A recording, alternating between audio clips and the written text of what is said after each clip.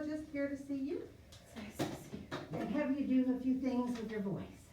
Okay. So, it looks like and sounds like your voice is breathy, a lot of air escaping when you try to speak. Yeah. When did this start, or what can you tell me about your voice? Well, it's really bothering me a lot. It started after I had an upper respiratory infection, and then it got turned into pneumonia, and I had to go to the hospital. And then I got out after a little bit, and I'm back to work, which is good, but my voice hasn't come back yet. Right. And it says here that you're a teacher, so that must be difficult during the day when your voice is not working. What are you doing in your classroom to help you? Oh, I have to use a microphone right now because I just get too tired. And is it helping? A little bit. It's still kind of, I get really tired still. Right. But at least they can kind of hear me. Okay. When I have the Zoom meetings, it's a little easier. A little easier, the Zoom meeting? Yeah, because I don't have to walk around as much. That's true. And maybe you don't have to project as much. No. Okay, well, let's listen to your Kate V results. So say okay. And I want you to, kind of like a kazoo, speak through your straw, or just phone it, make your voice like, as if you had a kazoo. Here's a straw. I don't think we have one in here. Okay. Just it's your normal, whatever your voice is normally, just that. Okay. Let's try going up the pitch scale, like no. Still through the straw? Yeah, go ahead and try it like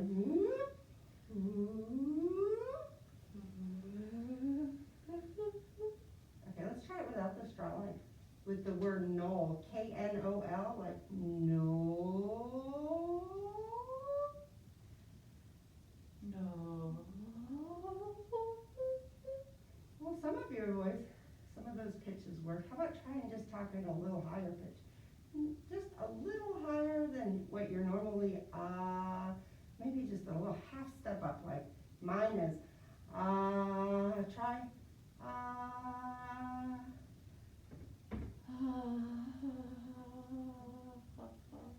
Your voice was working the whole time you said so that's good.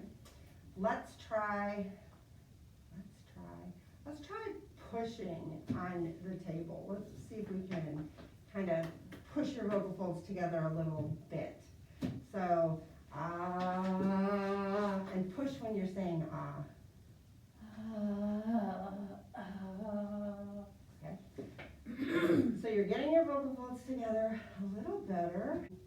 Definitely keep drinking your water. I will teach you a bunch, educate you a lot on vocal hygiene, but I doubt this was caused by poor vocal hygiene. Something is either happening to your vocal folds. Have you seen an ear, nose, throat doctor yet? I don't think An so. ENT? I don't think so. So we will definitely want to either scope you and look at your vocal folds, which after we find out if there's anything structurally, what your vocal folds look like, make sure that's all okay, then we can do some more exercises. So I will teach you. Can make it better. We will try to get you the best voice possible. I don't know if it, depending on why your voice is like this, Okay. we can try another, let me try this other, one more thing. Sometimes this is helpful. I'm gonna put some earphones on you, and you're gonna hear a white noise. It's just gonna sound like static of a TV when it goes off. But first, I want you to read this passage. I'll have you start reading it, and even when you hear the noise, just keep reading it, okay? Okay, so let me put these earphones on you. And you read, and as eventually hear this white noise, just keep reading, that's all you have to do is read this passage. Are you ready? Okay. Whenever you're ready. You wish to know all about my grandfather. Well, he is nearly 93 years old, yet he still thinks as swiftly as ever. He dresses. So, thank you for taking your earphones off. There's some exercises that we can work on in therapy if after seeing the ENT there's nothing structurally wrong. Okay. Sometimes when you have a tube put in your throat, it can irritate your vocal folds and cause some lesions on your vocal folds, which sounds bad. What it is your vocal folds get irritated, and then your body tries to, kind of like a callus, tries to fix it. And what they're called is like ulcers or contact granulomas. So that can be a problem because it can get in the way of the vocal folds vibrating, and air can escape through. So if that's not happening, and if that is, they can, no problem, yes, drink your water. I'm gonna send you home with some vocal hygiene information, and we can talk about it here. I don't know how long you wanna talk, but drinking water is good for your whole body, but also good for your vocal folds. Trying to drink herbal tea. I like the warm. Yeah, that's good. You have to be careful with some teas. Yes, I have a whole sheet here that is just about vocal hygiene, which is good for you, like drinking more water. If you're teaching, trying not to, until we find out what is wrong with your voice or what is, if it's structurally okay, you might wanna try not to use it as much as you can. And get it started. Yes, continue to use amplification, that's great. And try not to talk as much as you can, and I know it's hard if you're teaching. Continue to use the amplification. Zoom probably is better, especially if you have a microphone where you can still use amplification and you're not projecting into a room. Drink lots of water, and yes, see the ENT first as quickly as you can, and then we will try some, but I'll send you home with these because these are good for anybody. Vocal hygiene is great. I always have it as part of my sessions anyway.